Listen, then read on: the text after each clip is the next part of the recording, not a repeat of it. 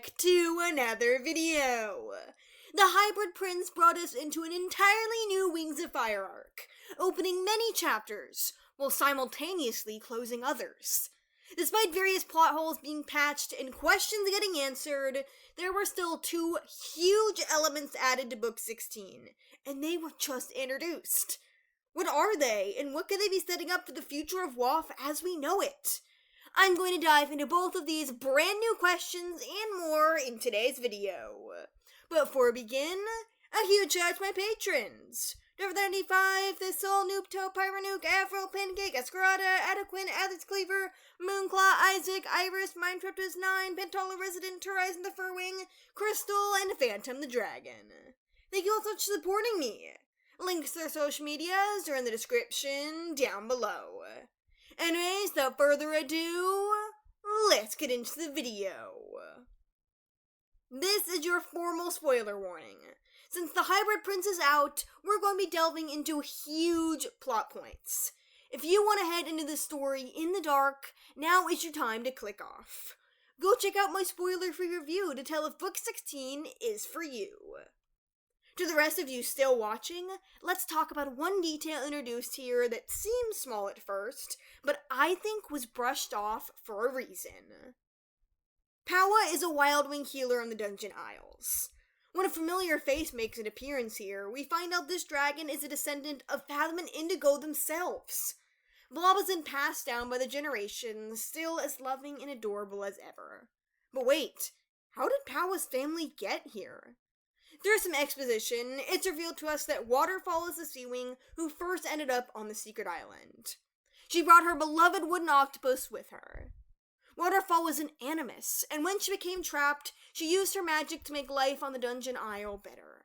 Though the invisible barriers around this place could not be lifted by any other spells, Waterfall still worked to improve conditions for all the dragons who were just as stuck as she was. As the generations went on, her descendants mixed with some of the rest of the population, giving us 𝙈𝙬𝙍 the Wild Wing. This whole anime situation raises a lot of questions, and Waterfall's history is brushed over in a way I find super suspicious. I think and strongly believe that this is going to be very important. We're left wondering this: why did she leave her original beach? If you don't recall, the end of Darkstalker Legends showed Indigo and Fathom in their new home. It was away from everything, allowing both dragons to start a family. Their three children were Ripple, Cowrie, and Clearpool. We don't know exactly when Waterfall entered the picture. The Dungeon Isles were enchanted 3,000 years ago, and the births of Fathom and Indigo's kids were 2,000 years ago. The Isle had existed long before Waterfall ultimately got there. It could have been only a few generations, or perhaps many.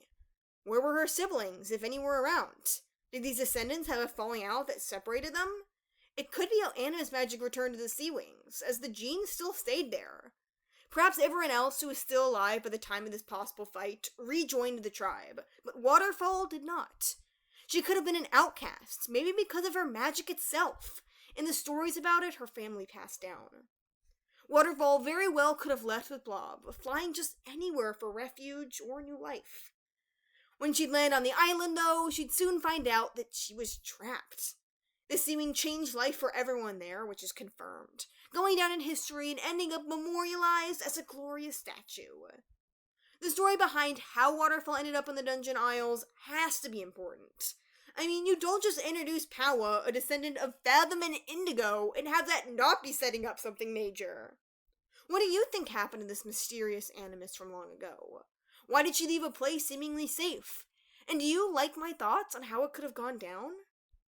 This isn't the only unanswered question, though. There is another big one brought into the picture. Why in the world was Kinkajou brought with the missing queens? That's been rattling around in everybody's head since they finished, but I have even more to mention. Why didn't Moorhen and Coral vanish too? I saw a theory proposed that maybe Coral wasn't included in this spell because she is the only current queen to have killed for the throne. That could be something. But maybe there's some division meant to happen here. I don't think the importance of the Mudwings is done. And think about it. Could Coral's safety be tied to the SeaWing Animus situation from Major Question 1? Kinkajou being taken, I think I have an answer for, though. Dewey has shared that Peacemaker is going to be important in this arc somehow, and will have strange dreams that confuse him and his friends. What if Kinkajou is brought with the other queens as an act of revenge from Darkstalker, or what's possibly left of him? The other queens refuse to bow down to his power, and Kinkajou is the one who came up with the spell that took him down. That's really the most logical explanation as of now. It could be connected to Darkstalker himself. Why else would this bubbly Rainwing Dragonet vanish too? Some fans are even questioning whether the Invincible Lord could be involved in all this, but I'll save most theories for a future video. What do you guys think about all this, though?